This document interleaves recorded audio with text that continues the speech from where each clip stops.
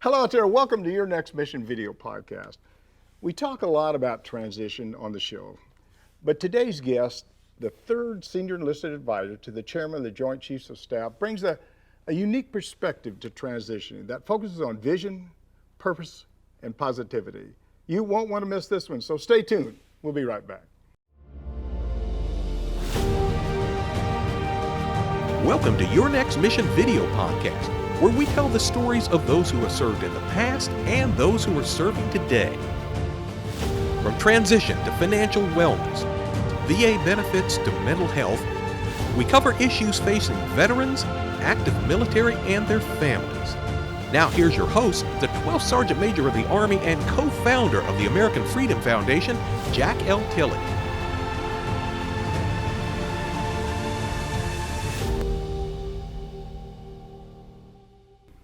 Thanks for joining us, and thanks to all of our veterans, service members, and families for your service to our great country. Now, before we get started, I personally want to thank our presenting sponsors, Navy Federal Credit Union, whose members are the mission, and Purdue Global, where you can start your comeback with additional sponsorship from Blue Cross Blue Shield FEP Dental and Blue Cross Blue Shield FEP Vision and USAA.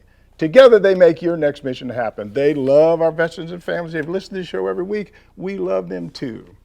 Our guest today is John Wayne Troxell, the third Senior Enlisted Advisor to the Chairman of the Joint Chiefs of Staff, United States Army retired, motivational speaker, leadership coach, and owner and founder of PME Hard Consulting. Welcome to the show. Boom! Boom. Thanks, SMA. Jack, it's an honor to be here with you, and I look forward to this great conversation today. Oh, we're going to have a good time today. I can tell that already. Before we get started, would you tell the audience just a little bit about yourself? Yeah, I served in the Army for 38 years, joined right out of high school with no purpose, motivation, direction. Joined the Army, and kind of like Forrest Gump, I fit in like one of those round pegs, and the military was for me. Shortly after I got to my first duty station, Fort Bliss, Texas, I met a young lady by the name of Sandra Jimenez. We got married 6 months after I got there, and we've been married for 41 years. I went on to serve 38 years on active duty, culminating as the Senior Enlisted Advisor to the Chairman of the Joint Chiefs of Staff. Retired in 2020.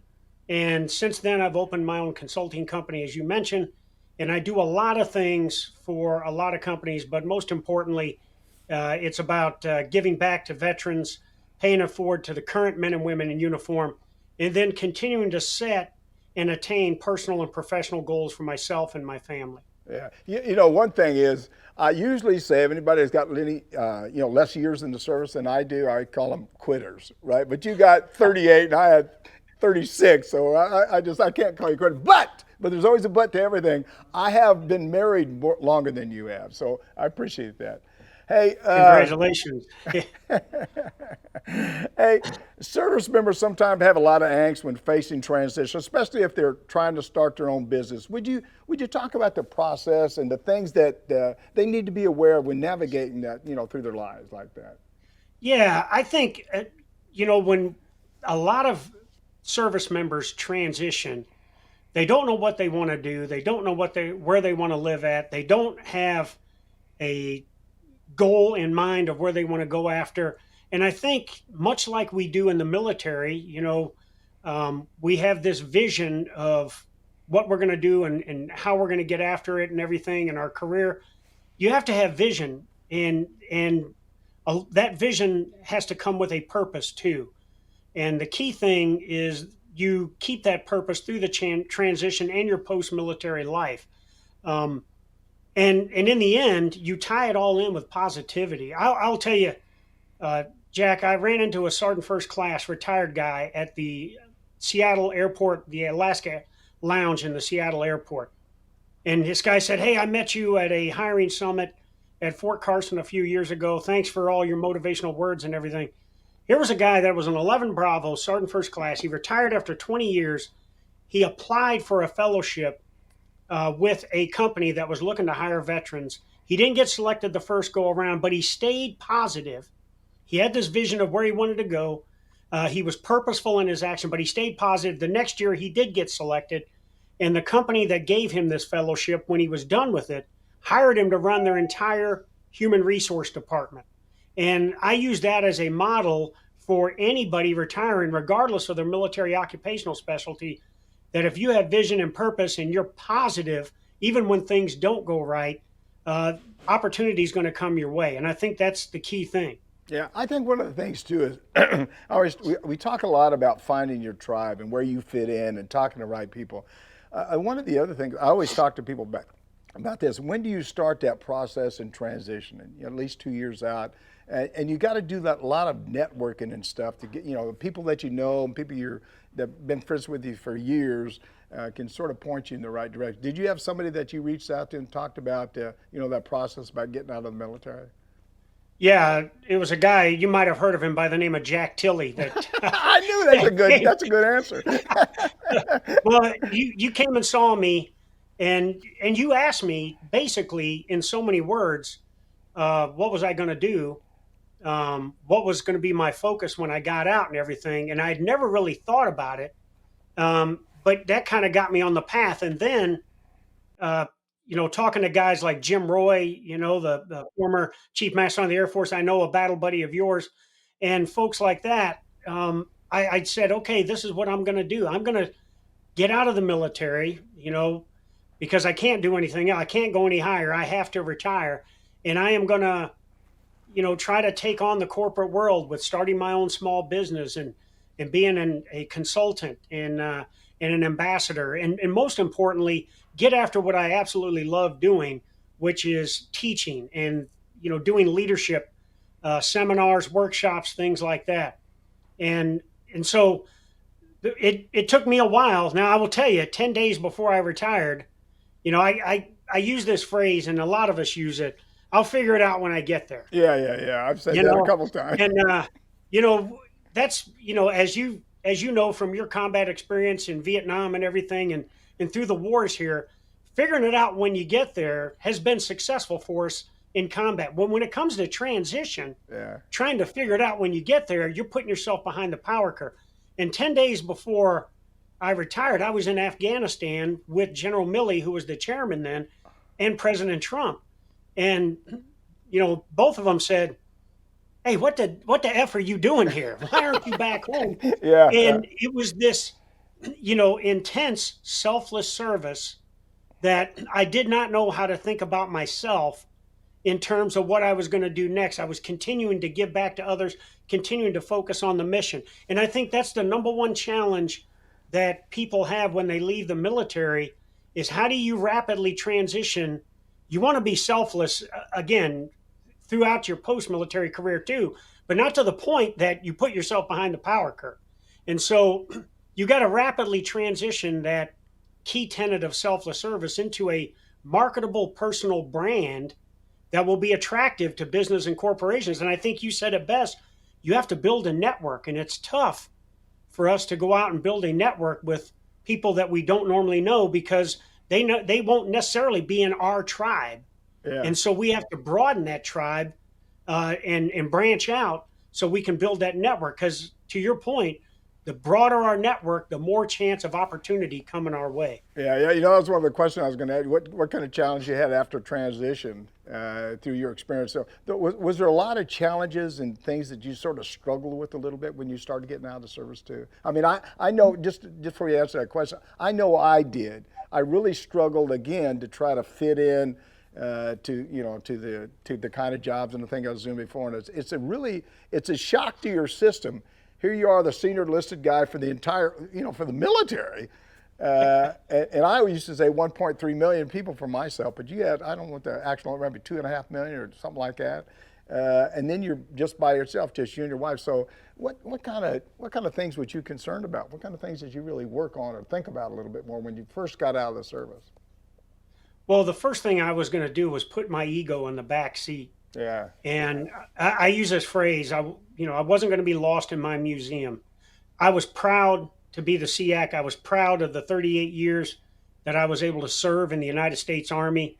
And I was going to continue to be an ambassador for military service for the Army for life and everything. But I wanted to broaden myself. And I think when you go down the road of broadening yourself, you have to be a little bit more humble and understand that when you go down this road of what you want to do, that you may be dealing with people that might be fellow veterans, but they might have only served for one time, one tour or whatever, and now they might be your boss. And I say it all the time. I'm a senior advisor for this campus down in Bentonville, Arkansas, University of Health and Performance, that assists transitioning service members and veterans with retaining and regaining purpose. And I advise the CEO, and the CEO is a former E4 in the Wyoming National Guard.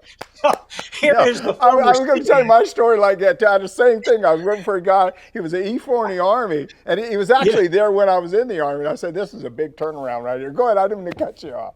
No, no, absolutely. But I think to the point there are, and I'm not here to talk down about anybody, but some of us, some of our peers in the senior enlisted ranks, it's tough for them to understand that you go from this position where you're advising senior officers, general and flag officers, and everything, and now all of a sudden you're in another environment where you may have to, put your ego in the back seat and understand that, you may be taking orders from a former E4 and Yeah, everything.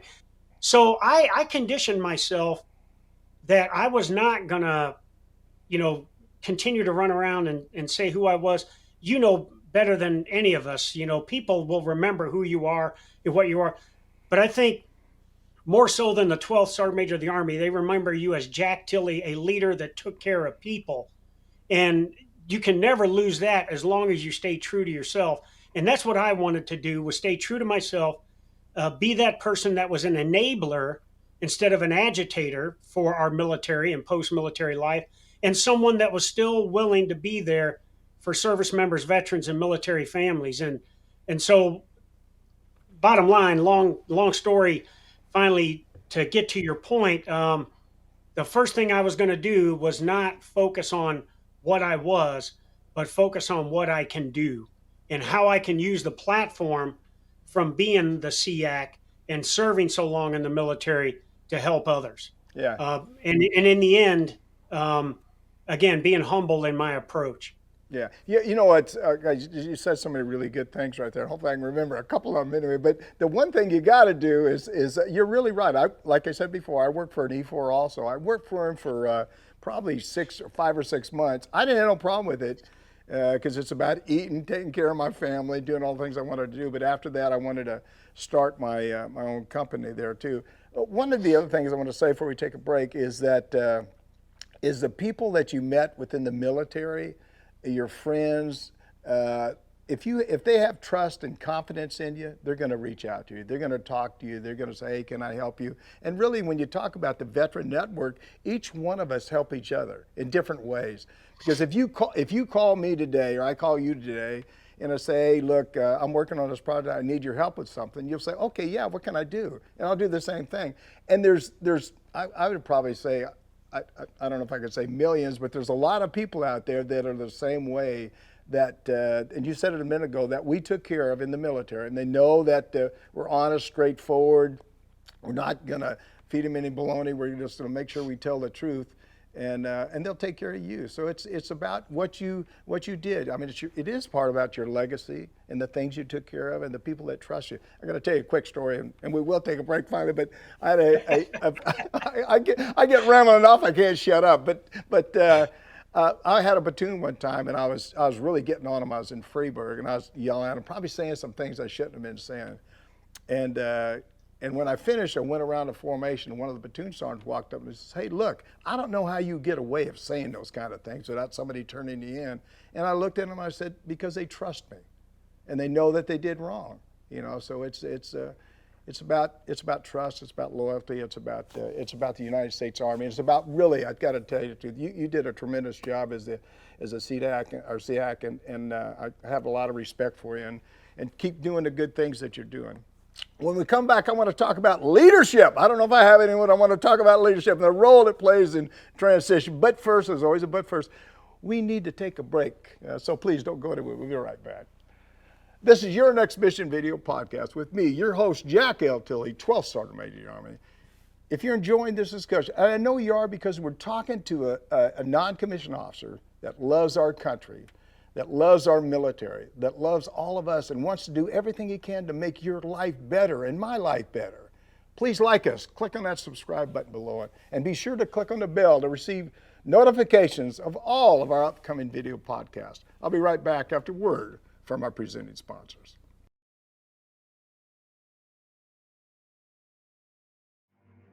You're watching Your Next Mission video podcast, proudly presented by Navy Federal Credit Union, the most trusted credit union owned by members of the military community, serving all branches of the armed forces and their families. Learn more at NavyFederal.org. Their members are the mission. And Purdue Global. You're ready for a comeback, and with Purdue Global, you can do more than take classes. You can take charge of your story, of your career, of your life. Earn a degree you can be proud of and get an education employers respect. Start your comeback at purdueglobal.edu. Now back to your host, the 12th Sergeant Major of the Army, Jack L. Tilley.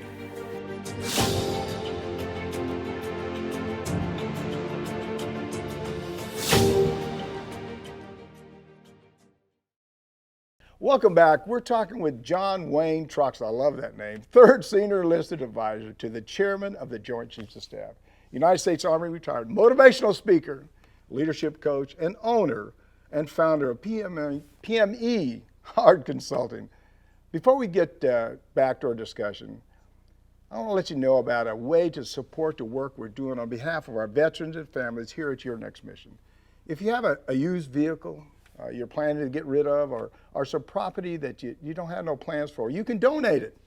Visit our website at AmericanFreedomFoundation.org/donate, or click on the vehicle car donation button or the home donation button to support our work. Please know every penny from your donation goes to support your veteran community. SEAC. In this next segment, see, I got it right. In this next segment, I'd love to hear about your thoughts about leadership, especially the work you're doing in post-military life. Can you tell us a little bit about the leadership and stuff that you're teaching now or going around talking to the veterans about? Yeah, absolutely. The key thing I focus on is the power of positive leadership. In a world of negativity, and I will tell you, we just had an election the other day, and there is so much negativity on social media. There's so much hate on social media and everything. And what I try to focus on is being positive in everything you do. And in terms of, a leader and their vision and how you create a culture and things like that. And then how do you confront and transform negativity? And then ultimately, if you cannot transform it, how do you remove it? And then, as a leader, dreaming big, set lofty but attainable goals for yourself and your organization. Visualize yourself going through the steps, get some synergy and some consensus from your team on the direction you're going, and then actualize it. Go out and get after it. And, we were talking in the last segment, Jack, how, when you were a platoon sergeant, in Germany and you were using some of the language and people are like, how do you get away with that? Well, because they trust you. And I think it's because you've always been a leader since I've known you for over 25 years as someone that was always about loving tough. We talk about tough love all the time. And, tough love can be effective, but it has limitations. Plus, it doesn't have any barriers to it. I mean, and it doesn't have any rules. So tough love means I'm just going to rip your butt and tell you to get after it and everything. But if you've built trust in the organization, like you were talking about, meaning you've built this thing on love, meaning we are a cohesive team, we truly care about each other, then you can be tough, and then you can, when you don't have the time and space, you can be a little curt with those people because they trust you now. Yeah. And, I get all of this stuff, I kind of, all of us leaders have been doing it since we were youngsters in the Army. But in my post-military life, I wanted to broaden who I was as a leader. And I met a guy named John Gordon, who's a renowned leadership coach for people like the Los Angeles Rams, the Miami Heat, Campbell Soup, Walmart. He just did leadership seminars for the San Francisco 49ers and everything. And I met him at a conference, became friends with him, and I went and got his leadership certification because his principles were kind of in line with what I and the military is all about. And so now I focus on things like getting people on the energy bus, right? Everybody drives their own bus, and you want to be someone that is driving this bus and taking care of passengers on your bus in a metaphorical way, that it's all about positivity and energy and enthusiasm, getting people fired up about life and their career, and being positive about going forward. I because there's so much negativity in the world, and that kind of leaks over into the military. We got to have leaders that are focused on being positive, and certainly in post-military life, where some of the business that I consult for, people are all about taking leadership lessons until that bell rings at 5 o'clock, and then they want to slide down the dinosaur and get out and everything. So, I mean, there's more of a transactional aspect to it than a transformational aspect, but those kind of principles still apply, and still try to get after this transformational approach of building cohesive teams, being positive in our approach, developing a culture of caring and energy and enthusiasm. And I think that's how we continue to get forward and combat this negativity out there. And I'll leave it with this. I use this formula called E plus P equals O. An event happens in our life, all right? And we all are going to face adversity and everything. But the perspective we take from that event will equal the outcome. So if something bad happens and our perspective is that we beat down and we are demeaning to the people that might have made a mistake or something, the outcome is not going to be very positive. But if we look at this event and we look at ways to get better from it and grow and develop as a team, and it's in a positive kind of way, and that's our focus as our perspective, then the outcome is going to be positive. And we are going to learn and grow, and we're going to get better. And hopefully we won't make that same mistake in the future, especially if it was something that happened that was unsafe. Yeah, I wish I had wrote down notes right here, because all the time you're talking, I'm thinking about a whole bunch of stuff. Maybe I can get a couple of them anyway. One is, I've never talked down to anybody. I've always talked to people. I think there's different ways to motivate people. Some people you can pat on the back. Some people you got a kick on the backside. Some people say, I'm just disappointed. But Sergeant Major John Stephen just passed away. And I remember he called me on the phone, and when I got to be the Sergeant Major in the Army, and every time he called me, I'd never call him John. I'd call him Sergeant Major. He called me Jack. And I loved him. He was a great guy and had a tremendous influence, not just me, but just a lot of guys in the armored community. There's no question. And he said, Jack, well, first of all, he called the office, and people run around. I'd only been there a couple of days. And they said, there's a Sergeant Major retired, John Stevens, on the phone. Do you want to talk? Oh, absolutely. And I got on the phone. I said, hey, Sergeant Major. I said, hey, Jack, how you doing? Yeah, I said, pretty good. He said, well, you got time so I can give you some advice? I said, Sergeant Major, I always got time to give you some advice. I said, he said, the first thing, and I thought it was good. He said, the first thing is getting into the position, don't change who you are. You got that position because based on what you did before that, so don't let your head swell. Don't be different than you were. I mean, that's why people are looking at you to do a good job. So don't change who Jack Tilley is. Be who you are each and every day. He said the second thing is, he said, you're going to get a whole lot more friends in that job. And you know what I'm talking about. People you never met in your life. They're all going to come around. Oh, I love you. You're a good guy and all this stuff. Oh, yeah. He said, but the guys that are your friends are going to be, the people that you're friends for, you came in there, are always going to be your friends. So don't forget about those guys. And he said, the last thing is, he said, when you make a decision, in the Army, he said, you're making a decision based on what's right for the Army, what may not necessarily be right for Jack Tilley, but it's right for the Army. And I think sometimes people get fogged a little bit about, I don't believe in that thing or whatever the heck it is. It's not about you. It's not about me. It's what's right for that organization. And make sure that you make the right decisions. And, so I think the world of him. He did a great job. The other thing I'll tell you too is that I always tried to keep people that were negative, not away from me, but I'd sort of, maybe I'd turn them off, or I wouldn't listen to them, or I wouldn't support what they were saying. You know what I mean? They may say something, or I may engage, but if you engage with them, then they want to debate about it. And I just really didn't want to do that.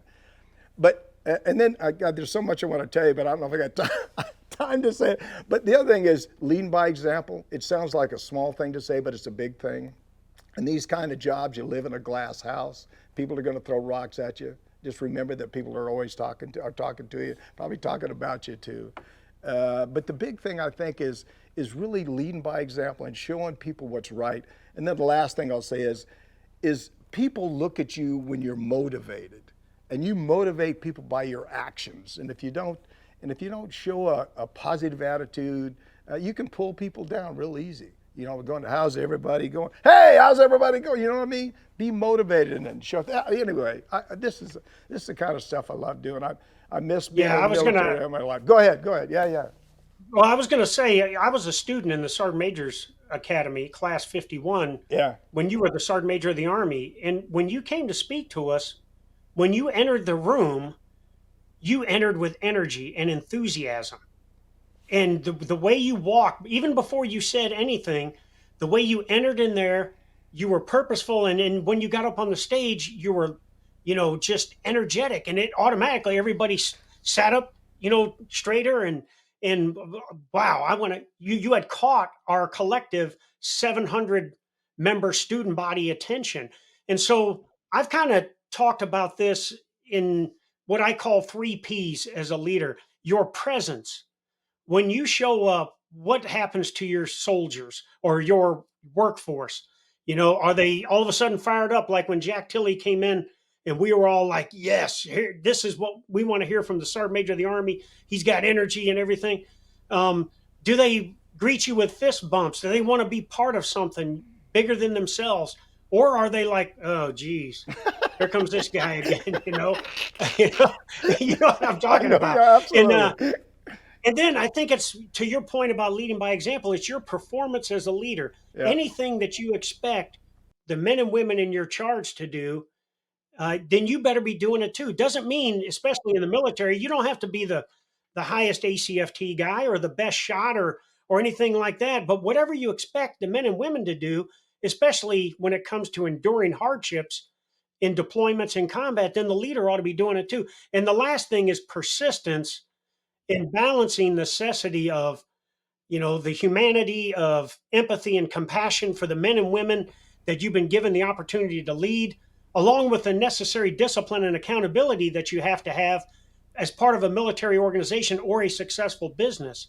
And balancing that, and a leader understanding that is truly the art of influence, and knowing how to balance that. And you balance that through sets and reps of leading. And I think through those 3 Ps, your presence, your performance, and persistence, you're going to be a pretty good leader, and you're going to have a pretty good organization.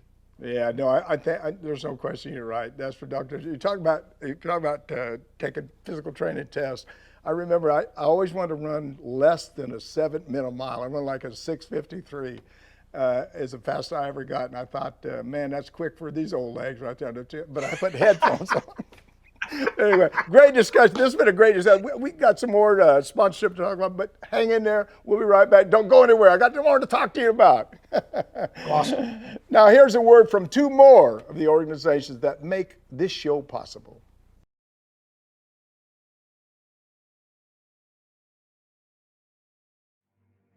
You're watching Your Next Mission video podcast, brought to you in part by Blue Cross Blue Shield FEP Dental, Blue Cross Blue Shield FEP Vision. Part of transitioning out is that dental and vision insurance breaks off from your medical insurance. Vision and dental is very important to be able to enjoy your retirement. Blue Cross Blue Shield makes the transition so much easier. And USAA. A promise is a trust not to be broken, whether spoken with an oath or sealed with a pinky. And after 100 years, we're still taking care of the military community and their families. That's our mission, always. Now back to your host, the 12th Sergeant Major of the Army, Jack L. Tilley.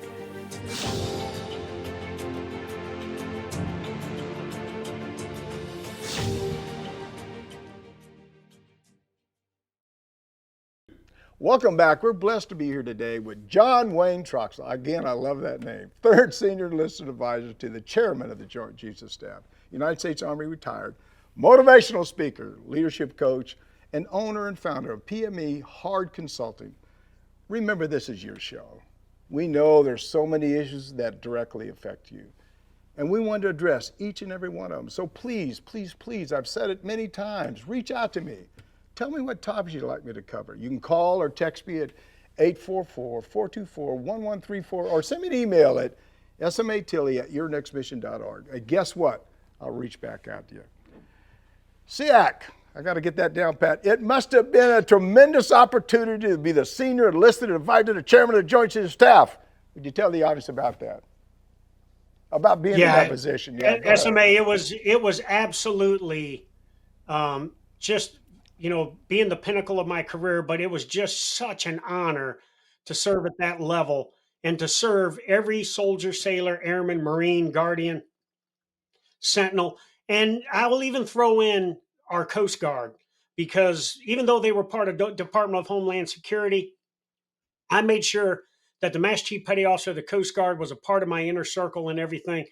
And it was just phenomenal. And, I am grateful to General Joe Dunford, Marine, who was the 19th chairman, who selected me for the job, and we served together for 43 months. And then I had the pleasure of serving with General Mark Milley for my last 5 months. But when I came into that job, and as you know, nobody tells you what you need to do. They expect you when you come in there. Yeah, you got to know what to do. Yeah. And so, and then General Dunford even said it to me when he hired me. He said, look, if you're going to wait for me to tell you what to do, you're going to be waiting for 4 years, okay? Because I expect you to know what to do. And so I kind of set on this path of, one, I was going to build synergy between the service senior enlisted and myself on issues that affect the entire joint force. And then I was going to build a cohesive team between those service senior enlisted and the combatant command senior enlisted. And as you know, being a former combatant command senior enlisted leader yourself and a service senior enlisted leader, sometimes there can be a disconnect there. And so I felt that it was my role, and I was the guy to be the conduit between the combatant commands that were prosecuting our nation's security missions and the service senior enlisted leaders who were providing the soldiers, sailors, airmen, Marines, Coast Guardsmen, and Guardians for the force and everything. But then I realized that the chairman and the Secretary of Defense and the administration were looking for answers on the force. And I thought my role was to gain the pulse of the force for the chairman and the Secretary of Defense. And so that meant that I needed to be on the road. I needed to be out where the troops were. And so I traveled 270 days out of the year to all of the combatant command areas, to significant service engagements at training bases and camps, posts, and stations around the world and everything. But I also realized, as a senior enlisted guy in the Pentagon, that are in critical meetings with the chairman and the SecDef, but also attending meetings with the deputy subcommittee groups, with the National Security Council and everything, and being in meetings with the State Department, stuff like that. I needed to deliver the why to the troops. Yeah. So I needed to, when I showed up in places like Misrata, Libya, where SEAL Team 6 was operating, I'm not just a tourist showing up to say, hey, how are you guys doing, and handing out, candy to them, making them feel good. I needed to deliver information to them on where their mission here, in terms of defeating ISIS, along with trying to stay out of a civil war in Libya, where they fit into the grand scheme of things. And I had to do that in places like Syria, Iraq, Afghanistan, Somalia, Colombia, South Korea, you name it. It was all over the world. And the other thing was, I knew that representing all the services, I had to understand the culture and the language of each of the services. So, we've talked about this before.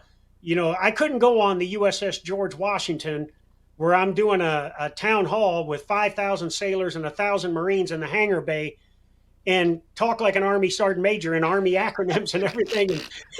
No, I know that's right. I had to understand Navy and Marine Corps speak. Yeah. I had to address people by their proper titles. I had to understand their enlisted personnel reporting systems and things like that. So when I came into that job and throughout my 4 years, I was a learning leader at all times, like I had been my whole career, but it was tenfold here, where every day I was taking a satchel home to my house on Fort Myer, right across the street from your old quarters and everything. And I was studying something about other services and everything.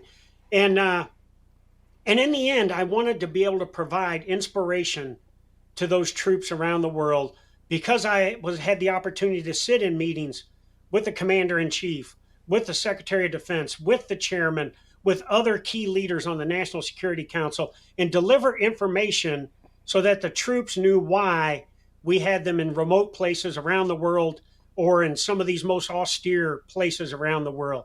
And, and then it really kind of took off for me when Secretary Mattis took over as the Secretary of Defense.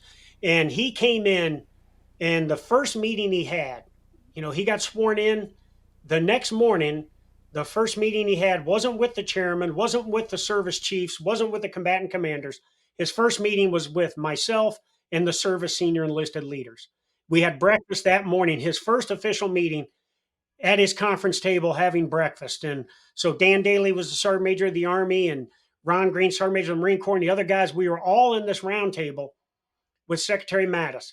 And much like, when I talked about you entering, that master bedroom at the Sergeant Major's Academy and firing up 700 future Sergeant Majors, one that went on to be a SEAC, Secretary Mattis had energy and enthusiasm. And the first thing he said was, get the word out.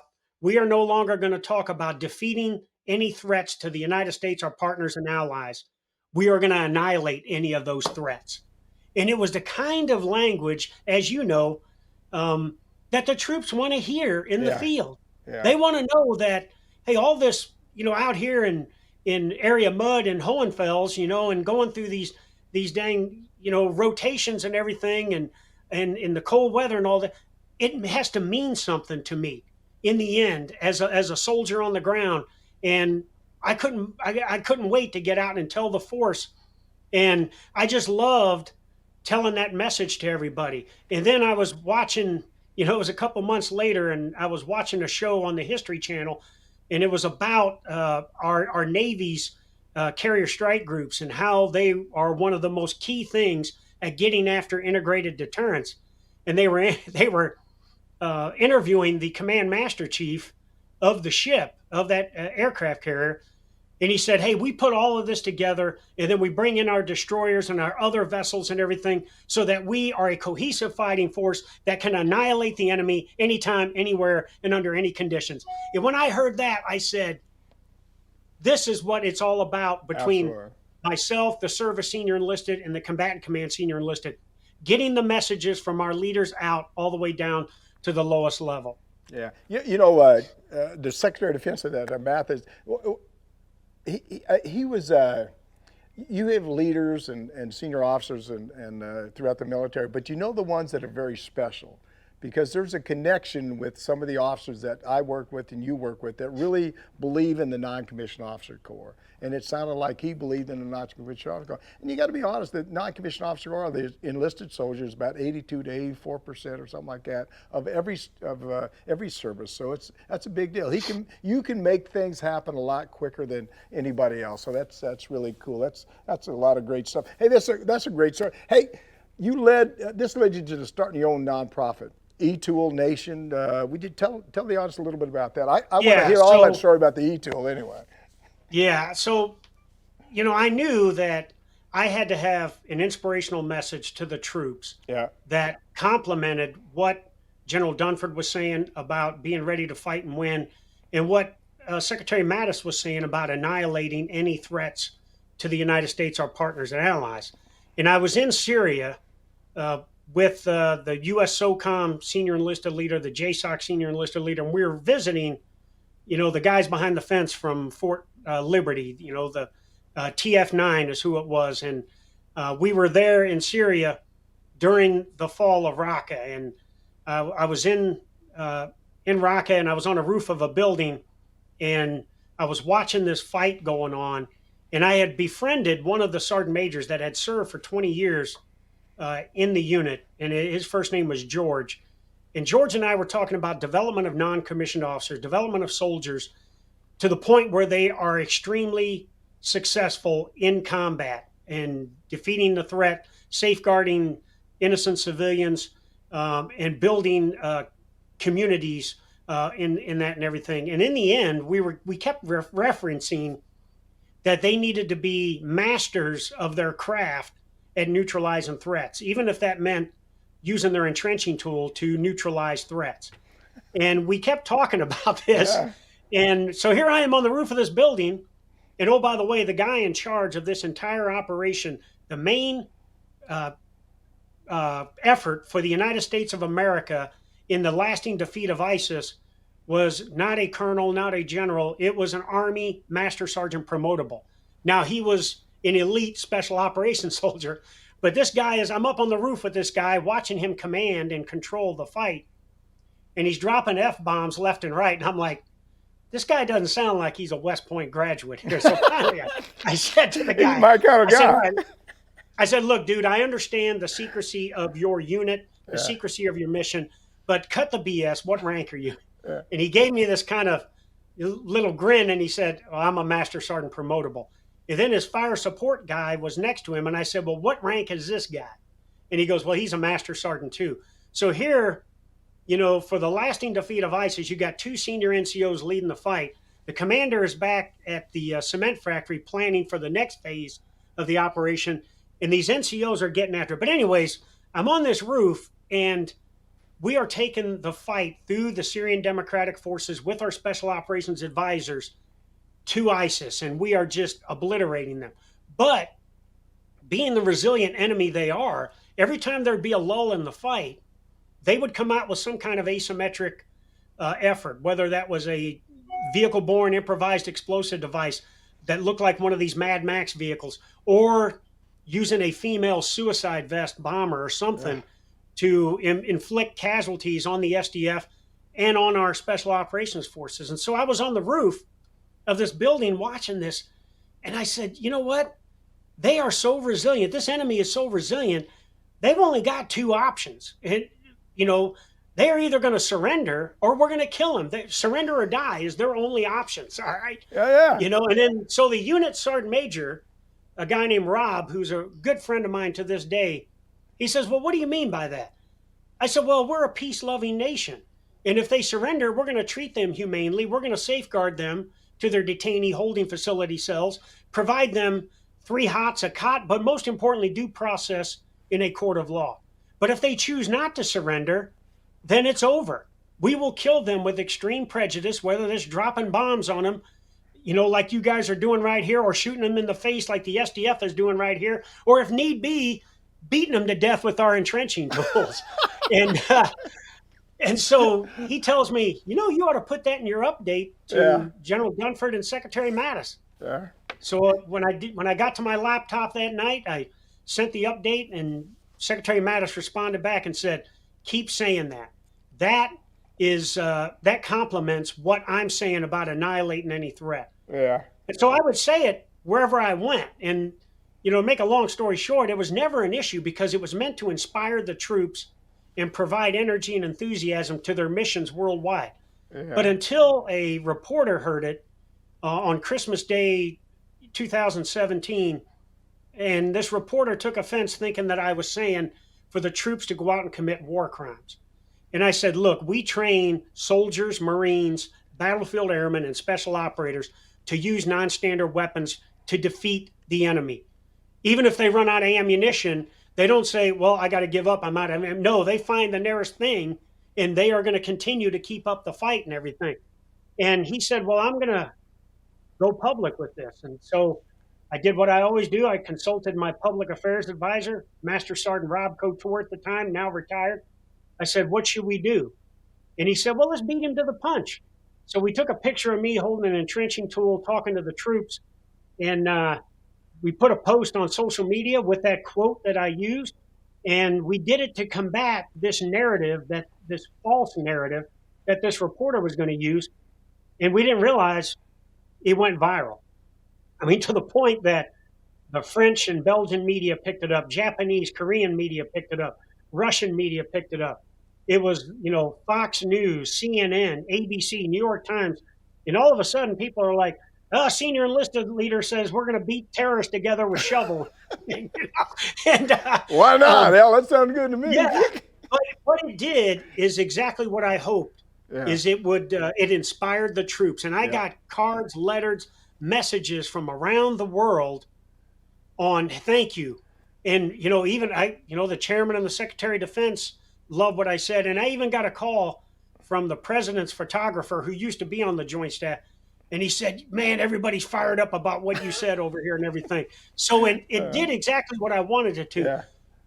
Now, when I retired, I wanted to be able to use, because I've signed 7,000 of these entrenching tools. I said 2,000. You signed 7,000 of them? 7,000. And everywhere I go, and I mean, it's not just soldiers or Marines. Yeah. I mean, sailors are having me sign them, airmen. I was just down at Peterson Space Force Base, and they were having me sign entrenching tools.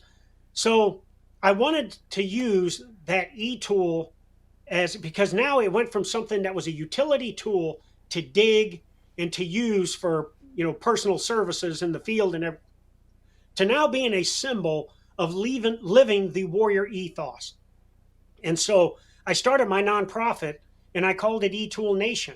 And what I use that for is to support veteran athletes that have served their country and now are trying to make their way in athletics. And right now we sponsor a mixed martial artist who's still on active duty. He's a sergeant first class, a retired female world record powerlifter who is continuing at the tender age of 61, is still out setting world records. Another former Army National Guard soldier who's now a bodybuilder. And we are continuing to look for ways to support veterans that are getting after athletics. And so we do that. And, obviously getting my e-tools and everything, I wanted to be able to build a relationship with the company that develops the e-tools for the Army and the Marine Corps. That's the Lighthouse for the Blind. So a lot of people are like, who makes these entrenching tools? 19 blind people in Spokane, Washington are the ones that make every entrenching tool for the Army and the Marine Corps. And so I built this relationship with the Lighthouse for the Blind so that I could continue to support those blind veterans that were still supporting through their efforts with Lighthouse for the Blind. So that's kind of what I use that E-Tool Nation thing for now. We sell apparel, and every penny that we get from our apparel goes right to our athletes or to the Lighthouse for the Blind and stuff like that. And that's what I use it for now. So I took this inspirational message, turned it into a nonprofit, and now it's about helping others. Yeah, that's a great story. It's funny that one thing can motivate a bunch of people like that. I'm sure you did in every unit, but every unit that I was ever in, I found something to motivate people. I mean, I know when I was a division sergeant major, they called me Iron Jack, and then I did the one-handed push. But little things that are out of the ordinary that people look up to, that like, and that's really a great thing that you did. I appreciate you doing that. And I think that the people that you've been around, you set a tremendous example for a lot of people for a lot of years, and you're doing a great job. And I know you're never going to stop. And again, if I can ever help you in the future in any way, please let me know. Hey, this has been a great discussion. Is there anything any final thoughts or anything that you want to share with the audience before we close it out here today? Is there anything that maybe you want to reemphasize or talk about? Yeah, go ahead. So I just want to send a message to all the men and women that are serving in uniform right now and all that have served and their families. Thank you for what you do. And, you know, I mentioned earlier that there's a lot of negativity in the world, but even in retirement, I spend a lot of time with the troops all over the world. I've been to Europe twice this year, visiting our troops and everything. And wherever I go, the United States of America, and most specifically, the United States military, is still the number one partner of choice for global peace and security. Absolutely. I don't care what you hear from the media or anything like that. These nations out there that are looking to defend their own sovereign territory from potential threats will always come to the United States of America, but most importantly, the men and women of the United States military. So to everybody that is serving or has served, God bless you and your families, and thank you. And then I got to leave with what I always do, SMA. I always use this term called boom, you know, and it's because like every time I had an interaction with you, you came with this energy, you came with this enthusiasm, you came with this focus, and I was a much better leader after spending time with you than I was before you came through that door. And it was like you were a bomb going off when you came in. And so I always wanted to be this boom. I'm going to bring energy. I'm going to bring in enthusiasm. Let's get inspired. Let's get after something. Let's reach our untapped potential as a team. So to you and to everybody out there and to the mission that you have here with your Next Mission show, the best sign of respect I can give you is giving you my best boom. Hey, look here. I'm going to give you a boom back in a minute. Hey, Yes. All right. You got an email or address or phone numbers? If somebody wants to reach out to you, I should have asked that before. Anything you want to put on the, we can put on the Yeah, lower so third they can reach me at jtroxell@pmehard.com. They can go to my website, pmehard.com, to see what we're doing with eTool Nation. More importantly, what I'm doing with my leadership company, Lead, LE9D. We have an upcoming seminar that we're going to be conducting in Tucson, Arizona. And they can see what I'm doing around the world and everything. Also, you know, they can go onto our eTool Nation section of the site there. They can see what we're doing with our athletes and everything like that. And if they need to get a hold of me, just go on there and get after it or reach me by email. There you go. Okay. I got one more thing for you. There's always one more thing. I always got one more thing. So when I say 1, 2, 3, you got to say boom and I'll say boom. Okay, you ready? Okay. All right. 1, 2, 3. Boom! Boom! Hey, thanks for coming on the show. Absolutely, SMA. Thank you. Thanks again to the third Senior Enlisted Advisor, the Chairman of the Joint Chiefs of Staff, John Wayne Troxell, for being with us. It was just great having him on the show. I'm Jack L. Tilley, 12th Sergeant Major of the Army. You've been enjoying your Next Mission video podcast. Thank you for joining us. And log on to our website if you want to leave me a review at yournextmission.org. While you're there, you can visit our nonprofit and corporate partners who have jobs and services available that can assist you in your transition from the military. And check out our job board in partnership with Recruit Military and Opline, where you can create your own personal profile that will match you with just the right job in real time. You can also follow me on my personal social media pages, Facebook, Twitter, Instagram, YouTube, LinkedIn, and Rumble. And if you like what we're doing with Your Next Mission, please click on that subscribe button below it. And don't forget to click on the bell to receive notifications about our upcoming video podcasts. Don't forget, we want to hear from you. Please leave me a message or send me a text at 844-424-1134 or send me an email at smatilley@yournextmission.org. Again, thanks to SEAC Russell for being on the show today. And I tell you what, if you ain't fired up, something's wrong with you.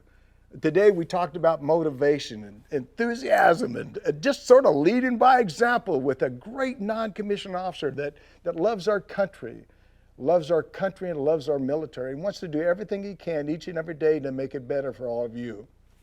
But it's really about all of us. It's about caring and giving and teaching and mentoring and coaching and making us better people each and every day. So remember, you're not alone. We're all together in this. We need to make sure we take care of each other. God bless each and every one of you and keep up the good work. Thanks for watching. Thanks to New Mind Students and, of course, our sponsors, Navy Federal Credit Union, Purdue Global, Blue Cross Blue Shield, FEP Dental, and FEP Vision, and USAA. We appreciate all you do for our military. And as always, see you on the high ground. Hooah!